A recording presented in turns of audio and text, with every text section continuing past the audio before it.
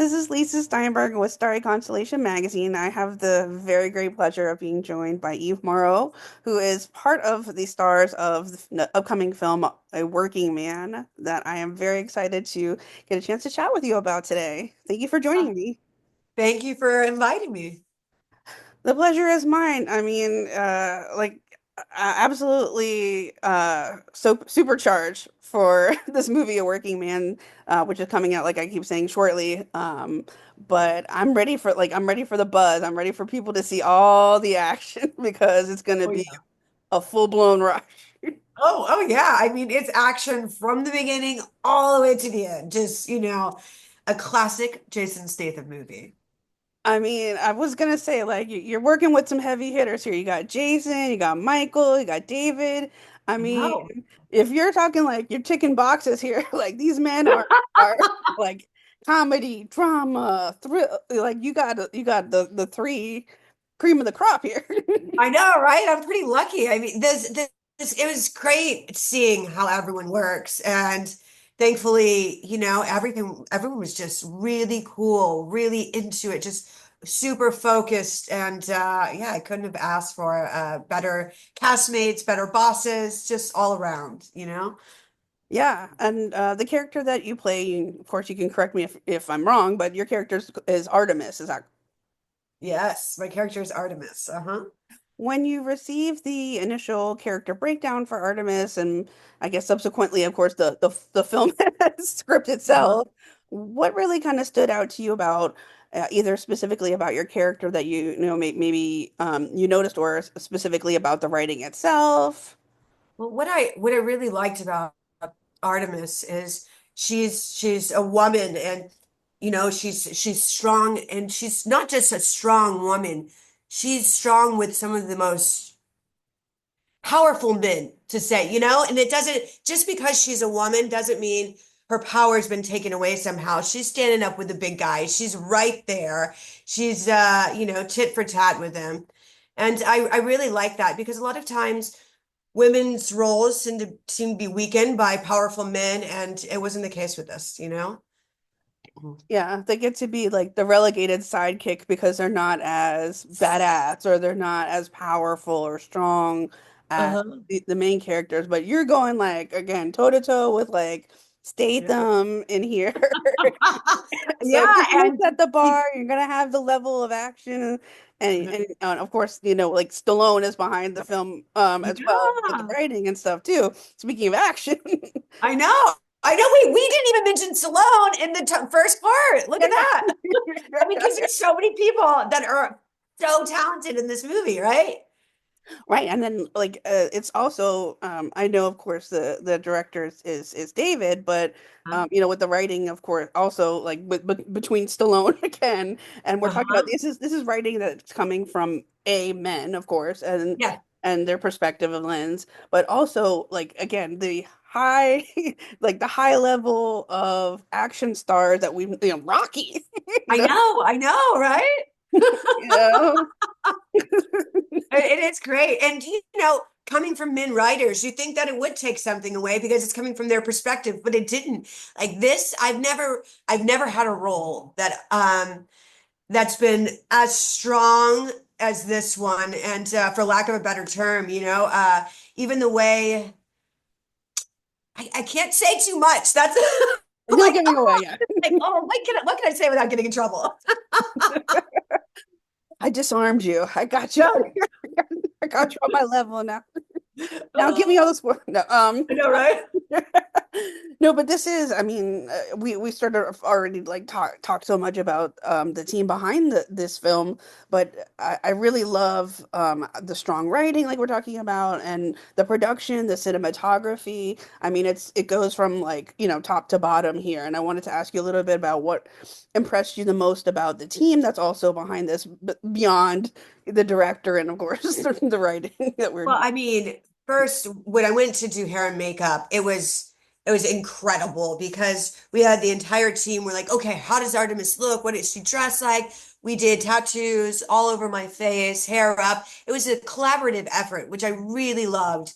Wardrobe, we spent hours just discussing what we think she would wear, how she would wear it. And And everyone's so hands-on with every single part of the project, which I've never really experienced it to that level. Which now I'm like, oh, I better do a good job of this movie.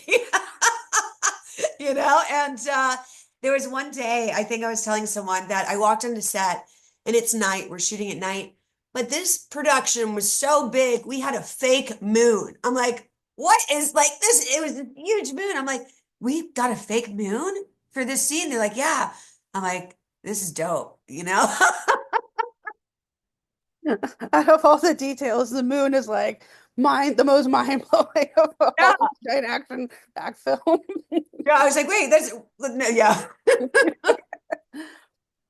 You're talking about, constructing and figuring out like the wardrobe. And I wanted to ask though specifically more further about your portrayal of Artemis and kind of where you really constructed and built off of her. I talked also in the initial about like, when you got the breakdown for her, but what was the building blocks that you were given and where you kind of went from that direction? Well, I'm not the building blocks I was given. Well, I can't specifically, it's hard to without releasing too much information about the character, which is a problem, but I'm like, oh, I'm doing an interview, but I can't say too much. But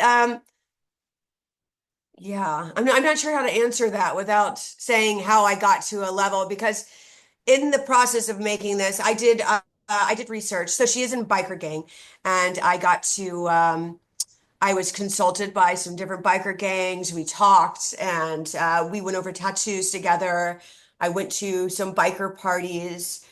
And so it was very much, almost every aspect that Artemis does, I was trying to get involved without going to jail or being a criminal, and to really feel that lifestyle and to be able to portray it in a way that was authentic on screen, you know?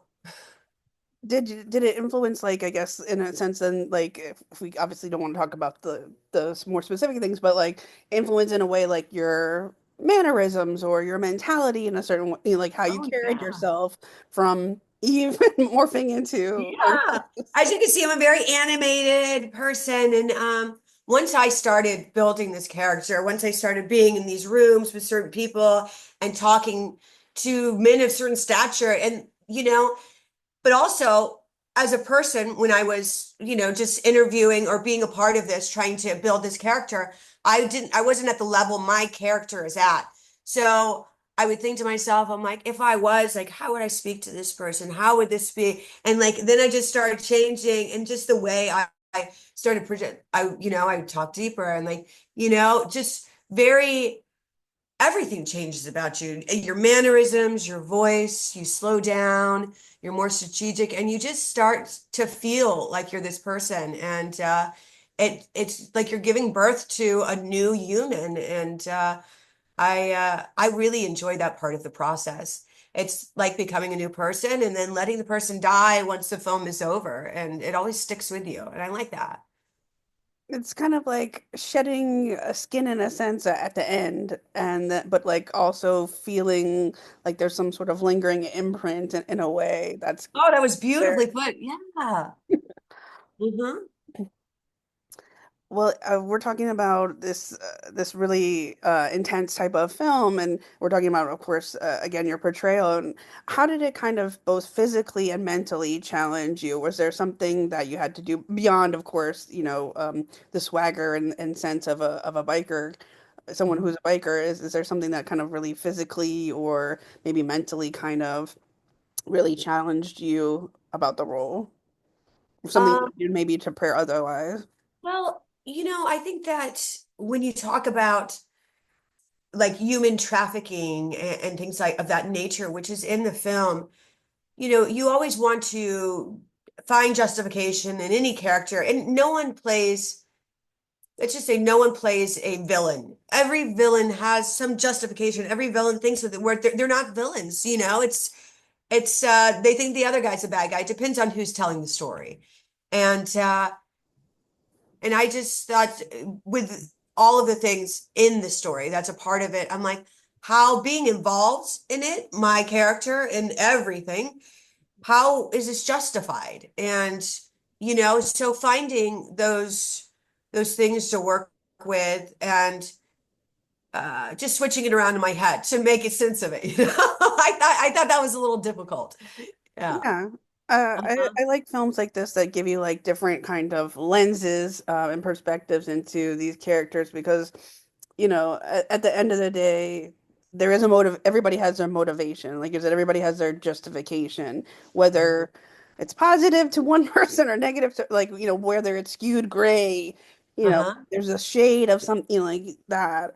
That's Yeah. where the more ambiguity of everything comes in and you start like questioning like was Jason the character wrong? Is this guy here? Like, did he do something to, what kind of put all this into motion? Like, who led this to this level, or like where this got here? And I love that that this film offers like different sense of that lens. Yeah. Yeah. Yeah. I completely agree with you. It does. I, I mean, there's just the way that the film is shot also gives you the ability to kind of feel like you're on this wild adrenaline suspense-filled, intense push. How do you, opposite of of these talents, kind of craft these great, like palpable beats that we get within the film as well that offers the like an amplification of the tone and like while you're continually feeling like you're on edge. Like what's gonna Well, happen next? Where are we going with this? yeah, I mean, I I'm think with the her. I know, right? I didn't really have to do much in that department. I'm telling you, like when you read the script or when you're on set, like it's moments and moments, and then the way that it's shot, it's like, and that thing, I just had to sit back and allow the masters to do what they do best, which was good. It's like, okay, memorize my lines, be on set, know my character, don't worry about the beats. We got you, honey. That kind of. But it was like the way it came together because I got to see a screening recently of it, to see how it all came together. And I know the script and I'm on the edge of my seat. I'm like, oh my, like because that's how I get when I watch action movies. I'm like, oh no, all right. But it was great. Just from the start to the end. The storyline was amazing. There was crying parts. There was, of course, action. I mean, some really intense parts too. So, I mean, the edge of your seat the entire time, in my opinion. Yeah, I mean, like from start to finish, like we keep saying, the movie doesn't really let up, and that's No. and that's what's so good because by the time it's getting towards the end or the culmination or like of all that, you're like, has an hour and a half like really like or whatever like the amount of like has I really been Yeah, watching this for 2 hours? And you're like, well, damn, because you're ready to let it keep rolling, like you want I it. know. I know. I'm like, this is it. Oh, wait. Oh, yeah. Uh-huh. Yeah. Yeah. I agree. We've talked a little bit about, of course, working with these great, incredible talented men that you get to team up with within the film. What did you kind of learn or take away from your experiences? Not necessarily, of course, just working with them, but of course the director as well, who we know, like we keep reiterating, is just giving us one of these like really high octane type of movies that we're gonna get to watch here shortly. Yeah. Yeah. What did I learn? You know, I don't know necessarily. I got to watch some brilliant people, some people who've done amazing things with their career, and I got to watch them firsthand. I got to see how they act and how they conduct themselves on set, and that was a gift enough for me. And I think any actor would want to, you see masters at work and you get to absorb how they do things, and that was a really good gift for me. And but everyone on set, not just the biggest names, every single person brought it. They killed it. They were in character. I'm like, this is great. Like everyone's in this. I love it. Well, then maybe what I guess then surprised you the most, or what did you take away from your time being amongst these gentlemen, And women. And women, women. of course, yes. Not just them, of Yeah. course, but there's you Yeah, know yeah, yeah. there's there's a spectrum. Yes, there is. There is. I'm not sure what surprised me the most. I mean, they're amazing to work with. I'm not. Yeah. They did. I mean, they were there. They were on point. They did their job. They were professional. And really kind. I mean, you could be. I guess what's surprising is whatever level you are. I mean, it didn't change anything. Kindness. I felt comfortable and I honored to be a part of the project. You know. Well, kind of switching from a working man, I know that you're working or have been working to produce a documentary feature about a legendary hip hop group. What, like, how did you get involved with this, and what can you kind of tell us about this specific project that you're, Yeah. you're behind the lens yourself in I this? love it. Yes. Um, so this is it's called Blood, Sweat, and Tears. It's a Boo-Yaa Tribe documentary about the Boo-Yaa Tribe. And if people don't know, they're a legendary Samoan gangster rap group. And we're going into the history. There's quite a bit of history and stories in this. And the director is Esteban Oriol, legendary photographer, just amazing. Thrilled to work with him. He brought me on the project. And yeah, it's we just did some interviews with Ice-T, Tretch from Cyprus, or Naughty by Nature, and tons of interviews. But their story, it's about when they got blackballed, coming to set, gangster stuff. Like it goes, when I'm listening to these interviews, we're doing the research. They were a sumo wrestler, Gotti from Booyah Tribe was a sumo wrestler. I'm like, how is this not a documentary already? Like, it blows your mind, the stuff we're uncovering. And we're really, really excited about this one. I'm super excited to be a part of it. I mean, you said that you got brought into the project by Esteban. I mean, I was going to ask how you two kind of paired together, but like, he's got the directing photography background. You're getting the production, the acting background. It's the Mhm. perfect mesh and blend.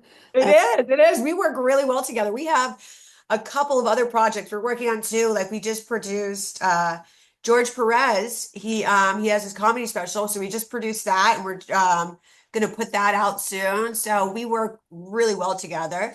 And we have another one we just started, but we can't say anything about it yet because the contracts haven't been signed. But I'm like, let's go, man. obviously, it seems like, music and of course production as is a passion of yours. Where did that stem from? Well, I mean, I think music, art, anything like that, you think of when you grow up and you need something to relate to. I think arts helps you in any situation. It makes you feel like I could read a book or listen to a song right now, and it's not going to affect me the same way it is if I'm sad or when I'm 20 years older. And it's crazy how you could have this one thing, this solid thing, and it continues to mold and manifest, shaping you, and it mirrors you. And I think it's a beautiful thing. Absolutely. I mean, I think of the way that I was shaped in my music taste, and I had a brother growing up and he liked hip hop, and I have parents that of course they grew up like in the 50s, 60s, and Yeah. then they would like take me to like hear Casey and the Sunshine Band and like oldies, and then like my brother would be like into the Gin Blossoms or Cypress Hill, and like, and then he's like 2 years older than I am, so I'm getting Yeah. like a whole culture like of learning a different genres of music, and that's what I love. Like, I even took a music class when I was in college, and I learned so much about like the Beatles and certain like the cultures of music and where that origins of in country music and things like that. Why did you take the music class in college? What were you thinking? Why did I take it? Just to get more information on music, or did you Because want I to? was required.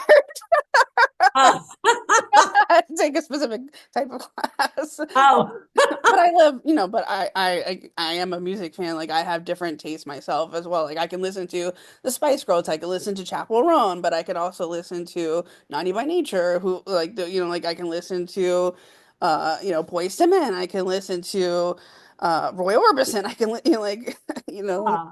I I think it's good to have a wide range, because people limit themselves. Oh, I only listen to this. I only listen to that. I'm like, you are limiting yourself to this world of beautiful music, you know? like, and that's another thing of storytelling too. Like we're talking about film with production and acting and music and like music is the biggest type of like other type of storytelling Yeah. as well.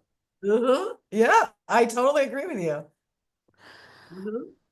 So yeah, I'm looking forward to hearing more when you can about the I know. I'm going to be able to very, very soon. And if you want to talk about it, let me know. We'll talk about my character when everyone knows about it. yes, we can pick back up anytime, Eve. All right. Thank you so, so much. Pleasure. I'm gonna